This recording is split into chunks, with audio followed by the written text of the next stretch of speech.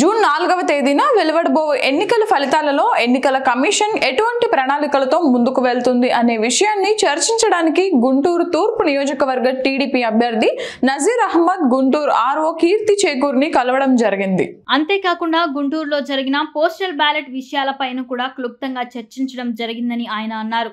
రాష్ట్రంలో ప్రజాస్వామ్యం కూనీ చేసే విధంగా మాచర్ల ఎమ్మెల్యే ఈవీఎంలు పగలగొట్టడం ఒక దుశ్చర్య అని, ఈవీఎంలు బద్దలు కొట్టే సంఘటనలు చూస్తుంటే ఎన్నికల కమిషన్పై ఎన్నికల నియమావళిపై ఆలోచించాల్సిన పరిస్థితి ఏర్పడ్డాయని ఈ సందర్భంగా వారు తెలియజేశారు.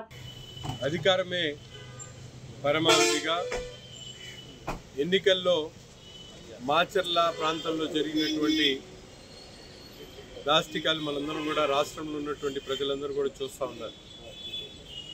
గతంలో ఎప్పుడు లేనటువంటి విధంగా ఒక శాసనసభ్యుడు ప్రజాస్వామ్యాన్ని కూని చేసేటువంటి విధంగా ఈవీఎంలను బద్దలు కొట్టేటువంటి కార్యక్రమం చేస్తూ ఉంటే ఈరోజు ఎలక్షన్ కమిషన్ మీద అలాగే ఎన్నికల నియమావళి మీద ఆలోచించాల్సినటువంటి పరిస్థితి ఉన్నాయి.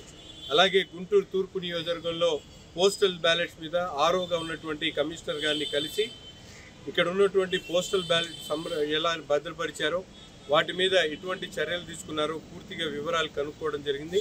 అంతేకాకుండా రాబోయేటువంటి కౌంటింగ్ 4వ తారీఖున జరుగుతున్నటువంటి కౌంటింగ్ సంబంధించి ఎటువంటి ప్రణాళికలతో ఎన్నికల అధికారులు ముందుకు సాగుతూ ఉన్నారో పూర్తిగా వివరాలు కనుక్కోవడం జరిగింది. ముఖ్యంగా గుంటూరు పట్టణంలో ఎక్కువ శాతం ఉన్నటువంటి పోస్టల్ బ్యాలెట్స్ను కౌంటింగ్ చేసేటువంటి ప్రక్రియ ఏదైతే ఉందో గతంలో 3000 చిల్లర పోస్టల్ బ్యాలెట్స్ పోలింగ్ అయ్యడం జరిగింది. వాటికి 4 కౌంటింగ్ కేంద్రాలు మాత్రమే కౌంటింగ్ టేబుల్స్ పెట్టడం జరిగింది. 4 కౌంటింగ్ టేబుల్స్ పెట్టడంతో చాలా ఇబ్బంది జరుగుతుంది. తప్పకుండా 500 పోస్టల్ బ్యాలెట్స్కి ఒక కౌంటింగ్ టేబుల్ పెట్టాలని చెప్పి డిమాండ్ చేయడం జరిగింది. వారు కూడా ఎన్నికల అధికారులను సంప్రదించిన తర్వాత దాని మీద నిర్ణయం తీసుకుంటామని చెప్పడం జరిగింది. అలాగే నాగార్జున యూనివర్సిటీ ఉన్నటువంటి భద్రతా కేంద్రంలో వెబ్ లింక్ ఇవ్వాలని, ఎందుకంటే గతంలో 2019 ఎన్నికల అనంతరం కౌంటింగ్కు ముందు వెబ్ లింక్ ద్వారా మనందరం కూడా అక్కడ ఉన్నటువంటి స్ట్రాంగ్ రూమ్ని పర్యవేక్షించేటువంటి కార్యక్రమం చేసుకునేటువంటి పరిస్థితులు ఉన్నాయి.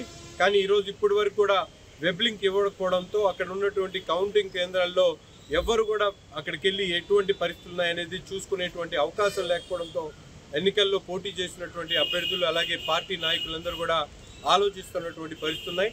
తప్పకుండా వెబ్ లింక్ని ఇవ్వాలని, అలాగే మున్సిపల్ కార్పొరేషన్లో పెట్టినటువంటి పోస్టల్ బ్యాలెట్స్కి తప్పకుండా ప్రతిసారి ఏదైతే సర్వీస్ ఓట్స్ పోల్ చేయడానికి వచ్చినటువంటి ప్రతిసారి కూడా తెలుగుదేశం పార్టీకి సంబంధించినటువంటి ఏజెంట్ల సమక్షంలోనే ఆ పోస్టల్ బ్యాలెట్ స్ట్రాంగ్ రూమ్ని ఓపెన్ చేయాలని చెప్పి కూడా కమిషనర్ గారికి చెప్పడం జరిగింది.